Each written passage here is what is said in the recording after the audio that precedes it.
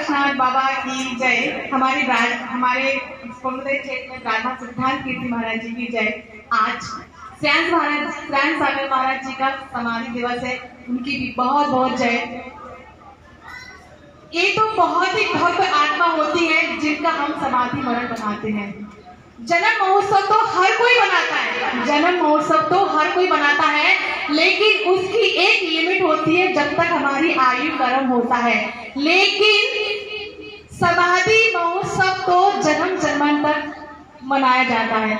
आज जितनी भी भव्य आत्माएं आई हैं वो एक साधु के पुण्य के प्रताप से आई हैं, क्योंकि समाधि मरण आज हमारे परिवार में भी यदि हम जन्म लेते हैं तो हमारे बच्चे एक पीढ़ी के बाद दूसरी पीढ़ी को परदादा का नाम भूल जाते हैं। लेकिन आज 16 वर्ष हो गए हैं मुनि श्रेयांश सागर महाराज जी के दीक्षा दिवस पे। उस भव्य आत्मा को हम काफी दूर दूर से आके उनका दिवस मना रहे हैं। ये दिवस हर कोई का ही मानता है। आज गोपाल जी ने कहा है, मीना जी मैंने बंबई से आने में 3 घंटे लग गए। कितने? 3 घंटे।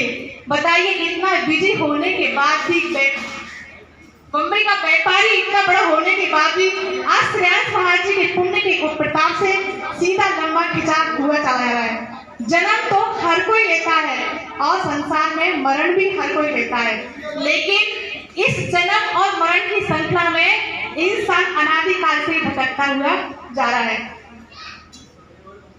एक जैन धर्म ही ऐसा है कि हम जहाँ मृत्यु को विजय पा सकते हैं और मरण पर भी विजय पा सकते हैं, लेकिन कब पा सकते हैं? जब हमारी समाधि मरण होता है। आचार्य रवि शैन ने पद्म पुराण में लिखा है कि जो भी आत्मा समाधि मरण लेता है तो उसको नरक, त्रियंश और मनुष्य गति का बंध नहीं बनता है, उसे देव गति का बंध बनता है। गोपाल जी, ये सुनने लायक बात है जो कि हमारे पुराणों में, शास्त्रों में आचार्य लोगों ने कहा है कि समाधि मरण एक महोत्सव है, मरण महोत्सव है। इसे मृत्यु महोत्सव भी कहते हैं। मृत्यु महोत्सव हर कोई नहीं बनाता है। इसके लिए हमें संयम और परमेश्वर भगवान का त्याग, परमेश्वर का स्मरण करके और सब चीजों का त्याग करके समाधि मरण प्राप्त होता है। कहते हैं कि जब हमारा एक बार समाधि मरण होता है तो स्वर्ग के लोग, अशोक जी, स्वर्ग में देव बनते हैं और उनकी आयु कितनी होती है? 43,000 वर्ष। कितनी होती है? 43,000 वर्ष स्वर्ग का देव बनता है और स्वर्ग के सुखों को भोगता है। और नरक की भी आयु 43 साल वर्ष होती है। कितनी होती है? 43 बार। स्वर्ग की आयु भी उत्कर्ष 33 वर्ष होती है और नरक की भी 33 उत्कर्ष वर्ष होती है। और हमारा अनादिकाल से जन्म मरण हो रहा है। इस संसार में हम भ्रमण कर रहे हैं और संसार के दुखों को पा रहे हैं, लेकिन हम समाधि मरण से हमारी मृत्यु होती है, महोत्सव होता है, तो सब स्वर्ग के सारे हमें सुख मिलते हैं और कभी ना कभी हमें मोक्ष की प्राप्ति होती है। इस जन्म और मृत्यु के चक्कर में हमारा निवास इस पृथ्वी लोक पर नहीं होता है, क्योंकि हमारे संसार में जो भ्रमण करता है वो सुख नहीं दुख पाता है। सुख तो हमारा क्षणिक है। अशोक जी, कितना क्षणिक है। हम इस सुख का मानते हैं जब तीन लोग के नाथ की, भगवान की भक्ति करते हैं तो उस समय हमें 1 घंटे का सुख मिलता है। जैसे ही हम भगवान की भक्ति से दूर जाते हैं, मंदिर से दूर जाते हैं, तो हमें अनेक टेंशन हो जाते हैं और दुख का हमें निवारण करता है। आज श्रेयांश सागर महाराज जी का समाधि दिवस है। उनने अपने जीवन को सफल बनाया है और आचार्य रवि शैन ने कहा है कि जो समाधि से पूर्वक मृत्यु महोत्सव करता है वो देव बनता है, स्वर्ग का मही देव बनता है और कभी ना कभी अपनी आयु का बंध करके पृथ्वी लोक पर आता है और मुनि दीक्षा लेकर मोक्ष का निर्माण करता है। मैं ऐसे श्रेयांश सागर महाराज जी के चरण में नमस्कार करती हूँ कि ये श्रेयांश सागर महाराज जी, आपने तो अपना जीवन सफल कर लिया है। हम जितने लोग इस पंडाल में बैठे हैं उनका भी इसी प्रकार मृत्यु महोत्सव हुए और सब लोग हमारा एक दिन मृत्यु महोत्सव बनाने के लिए आए। कहते हैं कि बीज उत्कृष्ट होता है तो फल अच्छा प्राप्त होता है। आज श्रेयांश सागर महाराज जी ने अपने ग्रस्त अवस्था में 6 रत्नों को जन्म दिया है। कितना? 6 रत्नों को जन्म दिया है और 6 ही रत्न बड़े ही अनमोल हैं। जैन समाज और धार्मिक कार्यों में उनका जीवन समर्पण रहता है।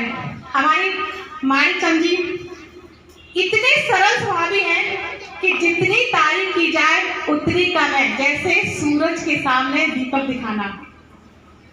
आज पूर्णोदय क्षेत्र में जो धर्मशाला, संत निवास, भोजनालय, स्वाध्याय 48 कमरों की धर्मशाला बनने जा रही है, ये किसी के पुण्य के प्रताप से बनती है।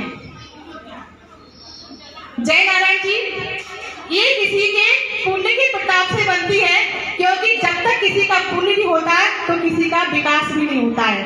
आज हमारे बीच में पदम ददिया जी और माणिक चंद जी का इतना अति दिव्य पुण्य है, उनके पुण्य के प्रताप से, क्योंकि जैसा पिता होता है वैसा पुत्र होता है और वैसे संस्कार उसके अंदर पैदा हो जाते हैं। आज जो धर्मशाला 48 कमरों की धर्मशाला, संत निवास, भोजनालय का निर्माण का विकास हो रहा है, वो हमारे माणिक चंद जी और पदम ददिया जी के पुण्य से हो रहा है।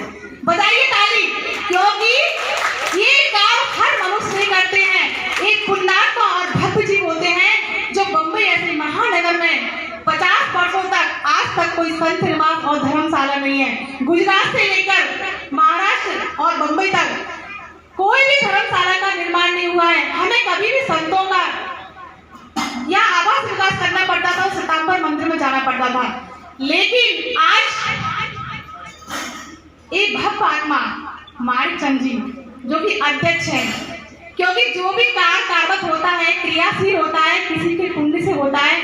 आज मैं माणिक चंद जी के लिए बहुत बहुत आभार करती हूँ कि आपने इस पूर्णोदय क्षेत्र में आके अपने समर्पण किया है और ऐसे ही अपने जीवन में कार्यरत रहिए। मैं भगवान से प्रार्थना करती हूँ, जिस प्रकार आपके पिता ने समाधि वर्ण प्राप्त करके अपना मोक्ष का मार्ग प्रशस्त किया है, आपके जीवन में पूर्णोदय क्षेत्र में समाधि वर्ण हो। हम भगवान से यही प्रार्थना करते हैं। आए हुए अतिथि को गोपाल जी, नैमी चंद जी, फूल चंद जी, रमेश जी, जय नारायण जी, सुनील भाई, अशोक भाई, हसमुख भाई जी, आज मुझे सबसे मिलकर इतना खुश हुआ। मुझे नैमी चंद जी और गोपाल जी ने कहा कि मीना तुम नहीं आई तो मुझे अच्छा नहीं लगा। मैंने पूछा कि मीना कहाँ पर है, और शायद आपकी अंदर की आत्मा, अंदर के भाव मुझे मिले और मैं सीधे 5 नंबर के रूम में चली गई। मुझे पता नहीं था कि आप हो। गोपाल जी, मैं कहना ये चाहती हूँ, जो आगे धर्मशाला बन रही है, इसमें बम्बई के सभी महादानवीरों ने दान दिया है, और जो आप स्वरूप देख रहे हैं ये हमारे बम्बई के दानकर्ताओं ने दिया। मैं भी आप लोगों से यही प्रार्थना करती हूँ कि आप लोग भी अपना तन मन धन देके इस निर्माण के विकास के क्षेत्र को आगे बढ़ाइए, क्योंकि ये हमारे आने वाले परिवार के लिए, आने वाली युवा पीढ़ी के लिए बहुत बड़ा सहयोग होगा। क्योंकि संत निवास और भोजनालय और धर्मशाला नहीं होगी तो आने वाली पीढ़ी में धर्म का भी लोप हो जाएगा। यदि आप सब लोगों का मुझे सहयोग मिलेगा तो शायद बम्बई क्या पूरे विश्व में एक धर्मशाला का नाम होगा। लेकिन मुझे आप सब लोगों का सहयोग चाहिए, मुझे आशीर्वाद चाहिए आप लोगों का, क्योंकि बिना आशीर्वाद और बिना सहयोग का कुछ नहीं होता। अभी हीरा भाई ने बोला कि मीना बहन का सहयोग है, सच्ची मेरा कुछ सहयोग नहीं है। मैं तो एक खाली निमित्तवादी हूँ, उपादान भगवान है, बाकी सब सहयोग तो मेरे आए हुए अतिथि फूल चंद जी, नैमी चंद जी, गोपाल जी, रमेश भाई, अशोक भाई और जितने भी अतिथि आए उनका पूरे बम्बई समाज का है। आज विपिन भाई ने एक छोटा सा बीज बोया था, उनकी लगन से आज, उनकी तपस्या से, जो कि 10 साल से उन्होंने अपना घर त्याग छोड़कर ये इतना बड़ा पूर्णोदय क्षेत्र की स्थापना की है। मैं ऐसे कर्मठ व्यक्ति का भी बहुत बहुत अभिनंदन करती हूँ कि आने वाले समय में आप इस जन्म में भी और पर्व में भी ऐसे काम करते रहिए, क्योंकि आज आपने अपना जो योगदान दिया है, बम्बई के किसी भी ऐसे महान व्यक्ति ने इतना बड़ा योगदान नहीं दिया होगा। आज उन्होंने पूरी जैन समाज को एक मोती की तरह परोया है। मैं विपिन भाई को आज से 2 साल पहले नहीं जानती थी, सिर्फ नाम सुना था कि विपिन भाई ये पूर्णोदय क्षेत्र की स्थापना कर रहे हैं, लेकिन आज मैं अपने आप को बहुत भाग्यवान चाहती हूँ कि कंधे से कंधे मिला के उनके साथ काम कर रही हूँ। और आज माणिक चंद पदमगढ़िया जी, राकेश जी, विपिन भाई ने, इन लोगों के सहयोग से ही मैं काम कर पा रही हूँ। और मैं इन लोगों से यही प्रार्थना करती हूँ कि आप माणिक चंद जी ऐसे ही मुझे आशीर्वाद देते रहे, अपना बादशाह लुटाते रहे, कि आपके साथ साथ मैं आगे धर्मशाला और तीर्थ के क्षेत्र में निर्माण में काम करती रहूं और आपका वात्सल ऐसे ही उमड़ता रहे, क्योंकि बिना वात्सल और बिना प्यार से इंसान आगे नहीं बढ़ता। गोपाल जी, प्यार जिंदगी की बहुत बड़ी पूंजी है, प्यार में बहुत ताकत होती है। और आज मैं इस ट्रस्ट कमेटी की सबसे छोटी ट्रस्टी हूँ और मुझे इन लोगों का बहुत ही वात्सल और प्रेम मिलता है। मैं चाहती हूँ कि आए हुए अतिथि मेरा इस तरह प्यार और सम्मान करते रहे और मुझे एप्रिशिएट करते रहे, क्योंकि एप्रिशिएट, अभी आप लोगों ने मुझे एप्रिशिएट किया तो मुझे बहुत खुशी मिली कि लगा कि वाकई में तो विपिन भाई 2 घंटे तक अपना मोबाइल में व्हाट्सएप भेजते रहते थे, तो मैं कहती थी क्या विपिन भाई आप पागलपन दिखाते रहते हो। लेकिन आज मुझे लगता है, आंखों में आंसू भी आते हैं, आज लगता है कि सारा, आज नैमी चंद जी ने मुझे बोला, गोपाल जी ने बोला, फूल चंद जी ने बोला कि हम सारे आपके व्हाट्सएप देते रहते हो, आप मीडिया में इतनी छा गई हो कि हम सारे आपके फोटो देखते रहते हैं। तो मैं बहुत अपने आप को भगवान समझती हूँ कि आप जैसे लोग मुझे लाइक करते हैं और समाज का प्यार मुझे ऐसे ही मिलती रहे, जिससे कि मैं पूर्णोदय क्षेत्र के विकास में सहयोग करती रहूँ और पुण्य क्षेत्र का नाम करूँ। नैमी चंद जी, मैं पूर्णोदय क्षेत्र की क्या तारीफ करूँ।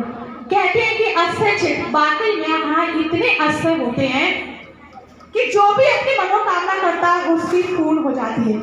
कोरोना ऐसे काल में गोपाल जी बाहर से, आउट ऑफ बॉम्बे से कॉल आते थे कि मीना जी मुझे कोरोना हो गया है, वेंटिलेटर पर मैं हूँ, आप अपने सिर्फ 500 भगवान के सामने नहीं चढ़ा दीजिए और मेरे कोरोना जैसी बीमारी टूट, सब मुझे कोरोना हो गया है, वेंटिलेटर पर मैं हूँ, आप अपने सिर्फ 500 भगवान के सामने नहीं चढ़ा दीजिए और मेरे कोरोना जैसी बीमारी टूट। सच्ची में एक नरिया चढ़ाने पर, उनका नाम लेने पर वेंटिलेटर से बाहर निकल आए और कोरोना ऐसी महामारी उनको दूर हो गई।